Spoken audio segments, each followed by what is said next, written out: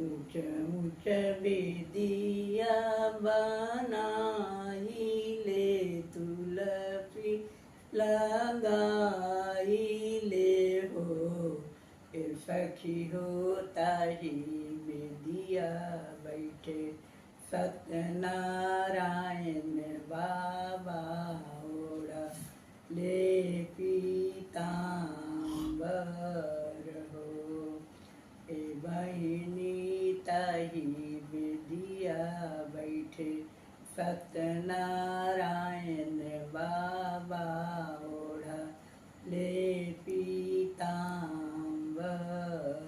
हो। जाहु हम जनती सत्यनारायण